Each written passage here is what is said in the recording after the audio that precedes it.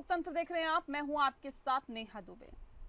तमिलनाडु और केंद्र के बीच नई शिक्षा नीति को लेकर अब यहां पर असमंजस की स्थिति है, यानी कि हिंदी थोपने को लेकर छिड़े विवाद के बीच कांग्रेस नेता सोनिया गांधी ने केंद्र सरकार को घेरा है।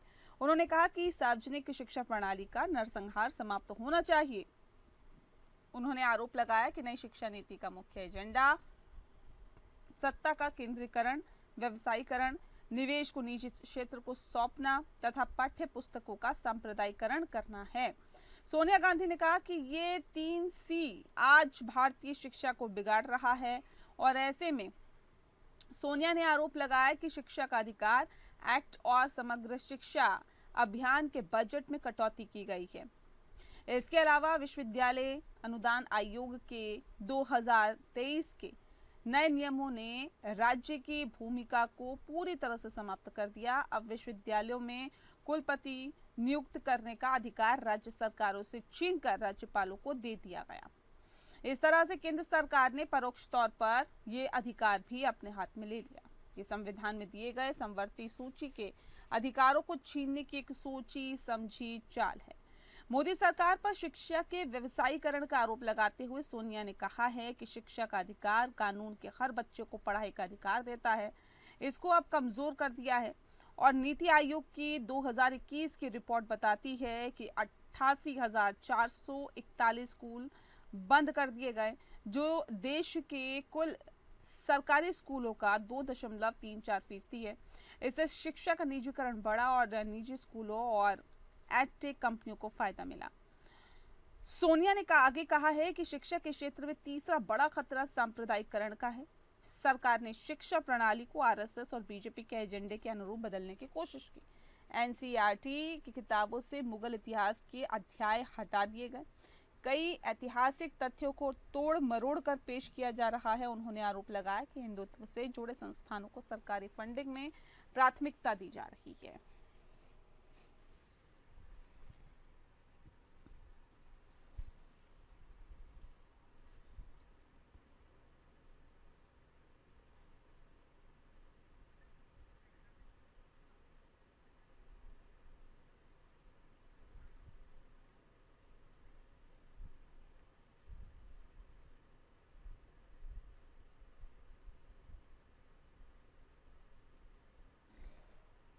और इस विषय पर तफसील से चर्चा करेंगे। खास मेहमान हमारे साथ मौजूद हैं, उनसे आपका परिचय करा देते हैं। इस वक्त हमारे साथ शांत प्रकाश जाटव जी, प्रवक्ता हैं बीजेपी के। स्वागत है शांत प्रकाश जी आपका।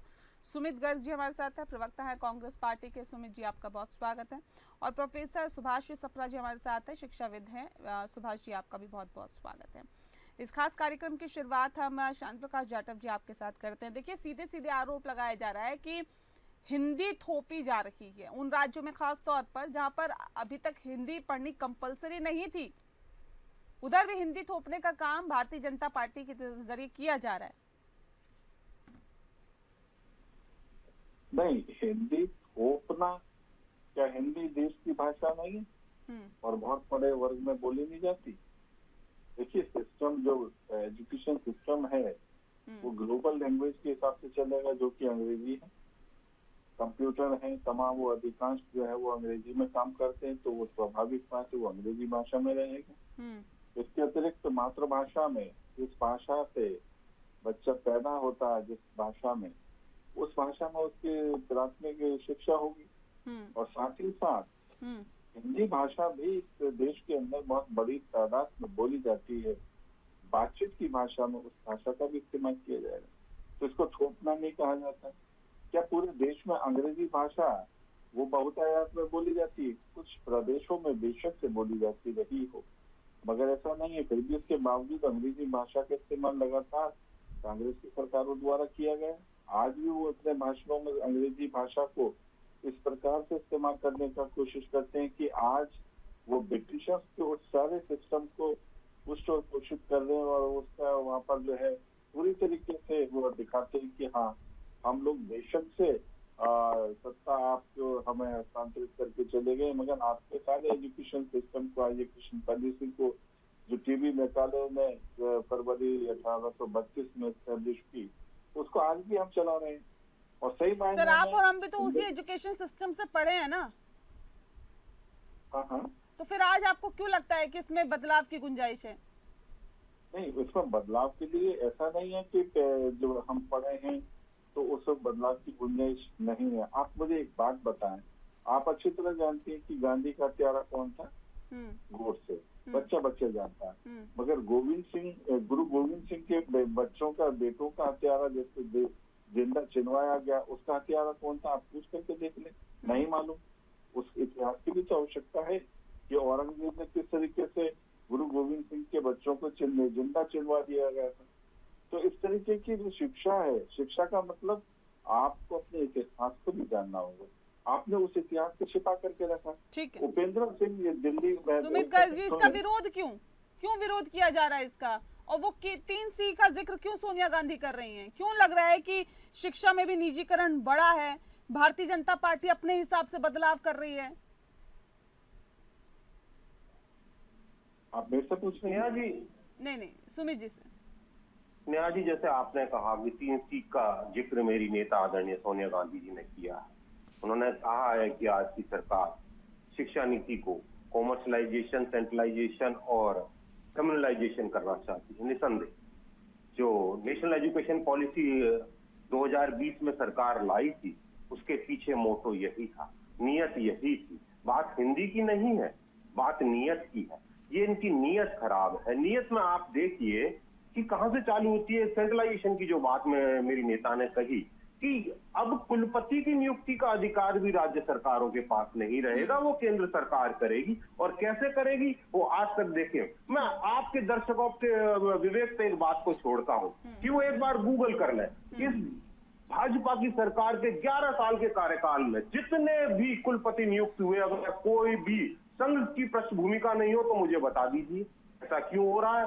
अटल बिहारी वाजपेयी से लेकर मोदी जी तक की सरकार में इन्होंने अपने सारे विभाग सहयोगियों से बांटे, लेकिन एक विभाग जो कभी नहीं बांटा वो मानव संसाधन मंत्रालय है। उसमें मुरली मनोहर जोशी जी रहे, उसमें स्मृति ईरानी रही, प्रकाश जावड़ेकर रहे, उसमें धर्मेंद्र प्रधान रहे, लेकिन कभी भी कोई सहयोगी दल का नहीं रहा। वो इसलिए नहीं रहा कि ऊपर से इसको कंट्रोल करने की नीयत थी। कॉमर्शलाइजेशन की जहां तक मेरी नेता ने कही, बिल्कुल सही कहा।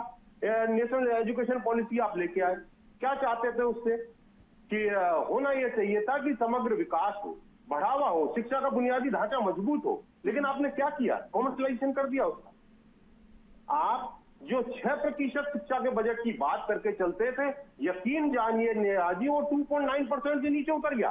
वो क्यों उतर गया? क्योंकि इसको कमर्शलाइजेशन करना चाहती है सरकार, निजी हाथों में देना चाहती है। सरकार ने ऐसा करके देश में बेरोजगारी को बढ़ावा दिया। सरकार को कोई मतलब नहीं है इस देश का युवा कहां जा रहा है, इनको केवल और केवल मतलब है अपनी छुट्टी पिलाने की।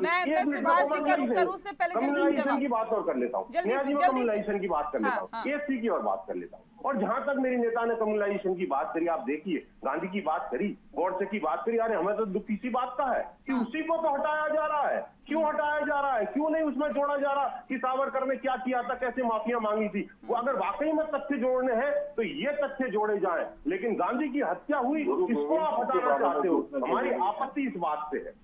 ठीक है, जाटव जी जवाब दीजिए।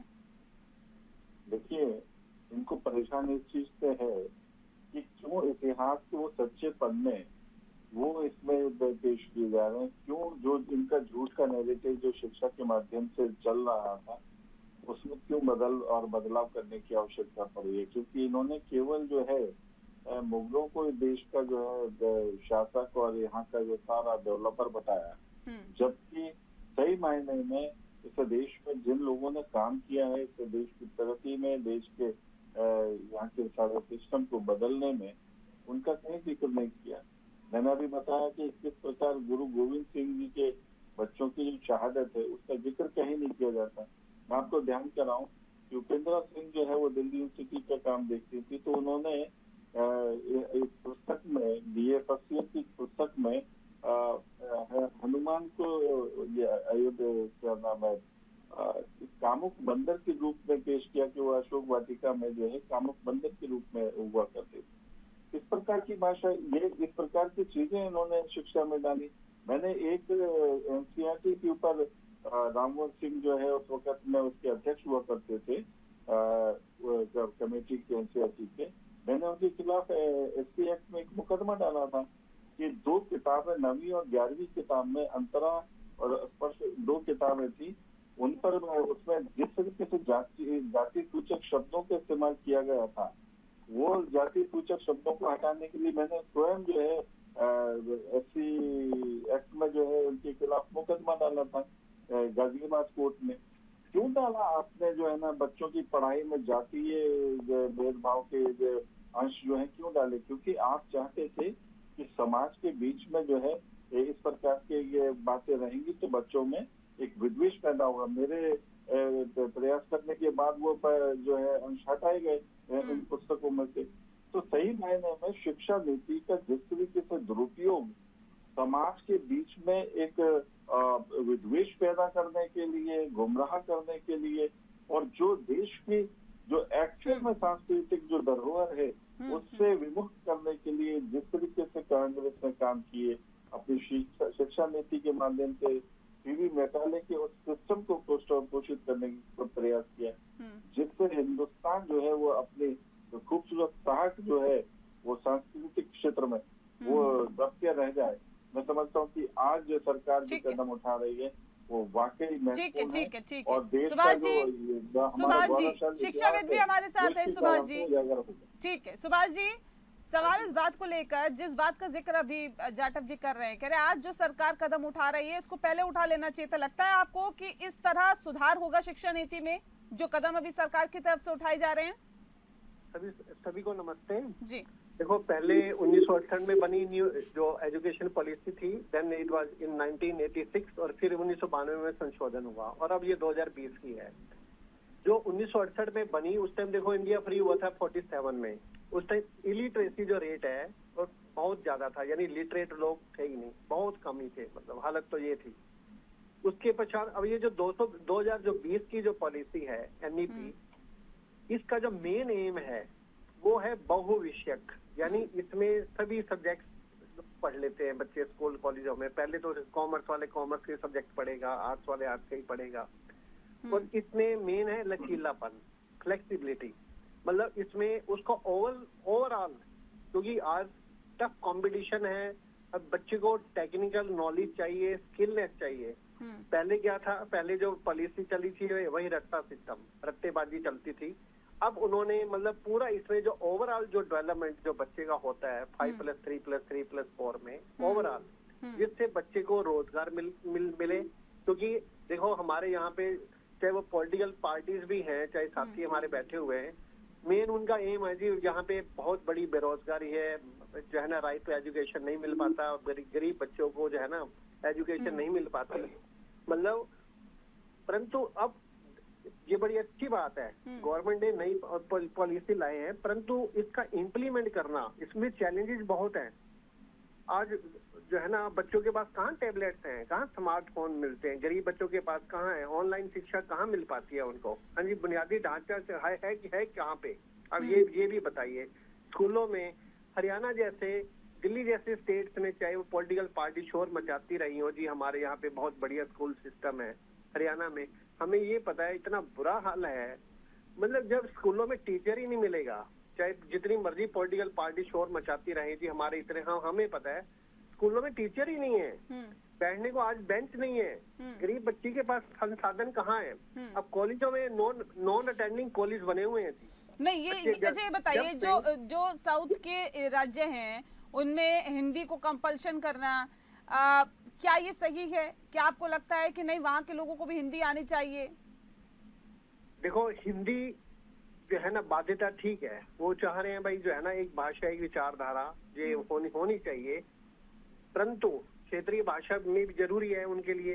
हाँ जी, अब चाहे दक्षिण भारत या उत्तर पूर्वी राज्यों ने हिंदी को बढ़ावा देने का प्रयास तो विरोध हो रहा है, परंतु साथ ही साथ ये भी पता होना चाहिए जब तक आपको वर्ल्ड वाइड नॉलेज नहीं है, दूसरी भाषाओं का ज्ञान नहीं है, अब बच्चे जो है ना जहाँ फ्रेंच सिखाई जा रही है, छोटे कई स्टेट्स में फ्रेंच का नॉलेज दिया जा रहा है, भाई बच्चे जो है ना ये पहले तो नहीं पढ़ पाते थे, अब उनको नॉलेज दिया जा रहा है, दूसरी इंटरनेशनल लैंग्वेजेस का नॉलेज दिया जा रहा है। तो उनका देखो कैरियर बनाने के लिए इसमें काफी लचीलापन इन्होंने दिया है, बिल्कुल ही। और ये होना भी चाहिए लचीलापन, परंतु मेन है उसको किस तरह से इम्प्लीमेंट किया जाएगा। Implement it is not easy, ये काफी बड़ा चैलेंज रहेगा जो है ना ये। अब क्योंकि इसमें डिजिटल शिक्षा कहाँ है हमारे पास, कहाँ है डिजिटल शिक्षा? अब AI आधारित शिक्षा कहाँ है? हाँ जी, NETF कहाँ है? अब चाहे ठीक है, अब GDP का जो है ना आप ये चाह रहे हैं भाई 6% शिक्षा पर खर्च करने का लक्ष्य रखा जा रहा है, परंतु कहाँ हो पाता है ये? हाँ जी, अब मैं साथ साथ ये भी बताना चाह रहा हूँ। अब देखो, जब भी हमारे साथी बता रहे थे, बिल्कुल इस टाइम कॉलेजों का, यूनिवर्सिटीज का बहुत बुरा हाल है, यूनिवर्सिटीज का बहुत बुरा हाल है। प्राइवेट यूनिवर्सिटी UGC हमारे जहाँ, ठीक है सर, इसमें मैं सवाल ले लेती हूँ जाटव जी से। जाटव जी, ये बताइए कि जब आप कहते हैं कि देखिए शिक्षा में सुधार की आवश्यकता है, या हम कर रहे हैं, या इस और कोशिशें चल रही है, तो समग्र शिक्षा अभियान के बजट में कटौती क्यों? ये समग्र शिक्षा अभियान के बजट में कटौती नहीं, बल्कि तमाम कई ऐसे जो हायर जो प्रोग्राम हैं उस पर पैसा देने की कवायद है। यूनिवर्सिटियां जिस तरीके से बनी, अब उसमें बच्चों को लाने की आवश्यकता है, उनको एजुकेशन पूरा मिले, उसको ध्यान में रखने की आवश्यकता है। किसी प्रकार का कहीं कोई बजट कम नहीं हुआ है, बजट है, मगर वह बच्चे जो एजुकेशन जो है केवल पर्टिकुलर किसी सब्जेक्ट में लेकर के नहीं, बल्कि उनको अभियांत्रिकी, किसी तरीके की जो कार्मिक जो शिक्षा है उसकी भी आवश्यकता, ताकि वो हुनर सीखें और उसका लाभ उनको रोजगार में मिले। तो बेसिकली जो है एक ढांचे पर नहीं, बल्कि जो नया एजुकेशन पॉलिसी है उसमें आपके अंदर एक हुनर की भी आवश्यकता है, स्किल ट्रेनिंग प्रोग्राम की भी आवश्यकता है। तो सभी क्षेत्र में जो है हमारे बच्चे जाएं, केवल एक पीछे बच्चे जाएंगे कैसे सर? नीति आयोग की एक रिपोर्ट बताती है, जाटव जी, रोजगार बेचना है, नीति आयोग की सर मुक्त करने का प्रयास इस वक्त में जो है हमारी वर्तमान सरकार कर रही है। सर, नीति आयोग की एक रिपोर्ट बताती है कि 2021 की ये रिपोर्ट है जो बताती है कि 28,441 सरकारी स्कूलों को बंद कर दिया गया, जो देश के कुल सरकारी स्कूलों का 2.34% है। अब बच्चे स्कूल तो जाए, लेकिन कहाँ जाए? तो स्कूलों को बंद किया जा रहा है। ये हम नहीं कह रहे, नीति आयोग की रिपोर्ट। 89,441 स्कूलों को बंद किया गया है। वो प्राइमरी स्कूल हैं, वो उनको बंद करने के पीछे कारण है कि वहाँ पर उन स्कूलों में बच्चों की जो संख्या है वो 50 से कम है। एक क्राइटेरिया है कि अगर स्कूल के अंदर 50 बच्चे हैं तभी स्कूल को रन किया जा सकता है। 3 किलोमीटर स्कूल, हर 3 किलोमीटर के क्षेत्र में 3 गांव के क्षेत्र में के बीच में एक स्कूल बनाने का प्रावधान है। तो बेसिकली वो बच्चे कम हुए हैं, और कम होने के पीछे कारण यह है कि बड़ी तादाद में प्राइवेट स्कूल भी खुल गए हैं, और लोगों के मन में काफी लंबा समय से ये भी एक मानसिकता है कि बच्चों को प्राइवेट स्कूल में दाखिला किया जाए। तो सरकारी स्कूलों में जो है वो बड़ी तादाद में जो है वो बच्चों की उपस्थिति कम हुई, और जब बच्चे 10, 12, 15 हैं तो ऐसे में उन स्कूलों को चलाए रखना सिवाय आर्थिक बोझ के और कुछ नहीं है। लिहाजा ये स्टेप उठाए गए हैं, जिसमें करीब 89,441 स्कूल हैं जो बंद हुए। मगर हाँ, यहाँ पर एक चीज और मैं ध्यान करा दूं कि जो बच्चे प्राइवेट स्कूलों में जा रहे हैं उसके लिए सरकार ने व्यवस्था बनाई है, उनको 1100 रुपए का मानदेय दिया जा रहा, ताकि वह बच्चे उन स्कूलों में, प्राइवेट स्कूलों में पढ़ रहे हैं तो उनको किसी प्रकार की आर्थिक हानि ना हो। तो सरकार सब तरीके से जो है बच्चों के शिक्षा के ऊपर और सस्ते से सस्ती शिक्षा के ऊपर ध्यान दे रही है। इस स्कूल बंद होने के पीछे राजनीति करने की आवश्यकता नहीं है। स्कूल बंद करना जो है वो बेसलेस स्कूलों में आवाजाही ना होने के कारण कह रहे हैं, इस पे राजनीति करने की जरूरत नहीं है, और सरकार जो है सजग है और बेहतर कदम उठा रही है शिक्षा के क्षेत्र में। ये देश को गुमराह करते रहे, झूठ बोलते रहे और सवाल भी ना उठाए, ये कैसे हो सकता है? अभी इन्होंने कहा कि हमने बजट बढ़ाया है। अरे अपनी सरकार के बजट एक्सपेक्टेड और बजट एक्सपेंडिचर को देख लेते। 6% बजट आपने एक्सपेक्ट किया था और एक्सपेंडिचर आया 2.9% पे। आप कह रहे हो यहाँ पे बैठ के कि हमने बजट बढ़ा दिया। कौन सा बजट बढ़ा दिया साहब? नहीं बढ़ाया, आपने कम किया है। क्यों? कि आप शिक्षा का बाजारीकरण करना चाहते हो। आपने कहा बंद कर दिए। अरे बंद के साथ साथ आपने मर्ज कर दिए।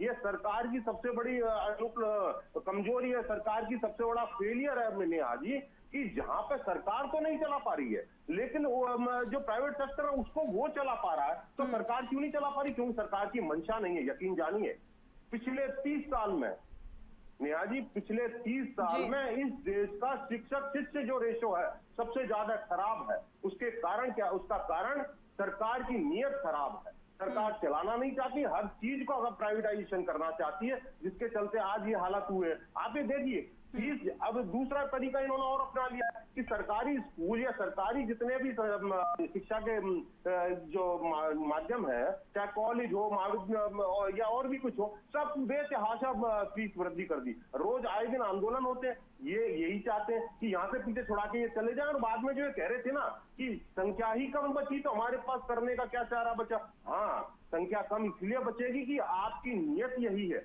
आप चाहते यही हो कि धीरे धीरे धीरे धीरे धीरे कम होता जाए और हम हमारा एजेंडा जो है उसको लागू कर दें। नियत की बात है नेहा जी, नियत खराब है, ये करना नहीं चाहते। हर चीज को बाजार को सौंपना चाहते हैं, इस देश को की हर व्यवस्था को बाजारोन्मुखी बनाना चाहते हैं। ये जनता के लिए काम नहीं करना चाहते, व्यापारियों के लिए। एक आखिरी सवाल, क्योंकि देखिए मैं कार्यक्रम के आखिरी पड़ाव में सुभाष जी, ठीक है सर, क्या लगता है कि ये कदम पहले उठा लेना चाहिए था सरकार की तरफ से जो अब उठाया जा रहा है? हालांकि विपक्ष तो इसका विरोध कर रहा है, लेकिन क्या लगता है कि देश के विकास के लिए, शिक्षा नीति में बेहतरी के लिए ये कदम जरूरी था और पहले उठा लेना चाहिए था? सुभाष जी देखो, जो पॉलिटिकल पार्टीज हैं वो तो ठीक है, बोलेंगे एक दूसरे को ये एजेंडा है। आज कोरोना टाइम में जहां बिल्कुल पूरा विश्व बंद था, वहां उन्होंने देखा भाई किस तरह से एजुकेशन दी जा सकती है। हाँ जी, मतलब किस तरह से ऑनलाइन किसको पेमेंट करनी होती थी, किसको क्लास देनी होती थी, किसी को नहीं करनी, कोई भी नहीं कर पाता था। आज का जो मॉडरेट टाइम है, एआई का टाइम है। अभी प्रधानमंत्री जी भी उन पर पूरा भाषण दे रहे थे और वहां पे उन्होंने समिट में भी हिस्सा लिया। आज का टाइम बदल चुका है और आज अगर ये नई गवर्नमेंट पॉलिसी आज के टाइम में ला रही है तो ये एक अच्छा कदम है, ऐसी बात नहीं है। परंतु साथ ही साथ गवर्नमेंट को सचेत होकर जो मतलब इसको किस तरह से इम्प्लीमेंट किया जाए, मेन चीज है इसका इम्प्लीमेंटेशन। ये ठीक है, वो लचीली है, इसमें व्यावसायिक शिक्षा पे भी जोर दिया जा रहा है क्योंकि बिजनेस एजुकेशन बहुत जरूरी है, डिजिटल लर्निंग पे भी जरूर दिया जा रहा है। उसी तरह से जो मल्टीपल जो सब्जेक्ट्स हैं उससे रिलेटेड उन्होंने जो है ना सिलेबस भी इसमें ऐड किए हैं।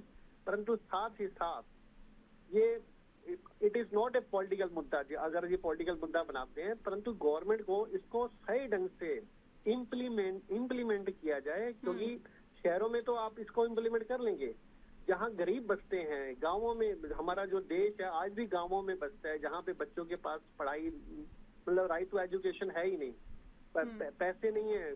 मेन चीज है गवर्नमेंट के लिए, गवर्नमेंट स्कूलों के लिए, गवर्नमेंट कॉलेजों के लिए ये पॉलिसी पे जोर दिया जाए। असली बात ये है।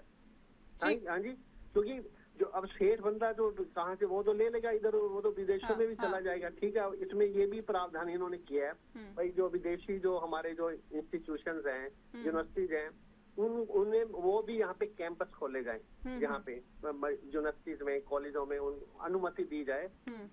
इससे क्या होगा, अच्छी बात है भाई, जो है ना जो बच्चे दूर दराज सब अपनी जमीन जायदाद बेचकर विदेशों में एजुकेशन लेने के लिए जाते थे, उनको यहाँ पे उसी लेवल की एजुकेशन मिल जाए, बड़ी अच्छी बात है।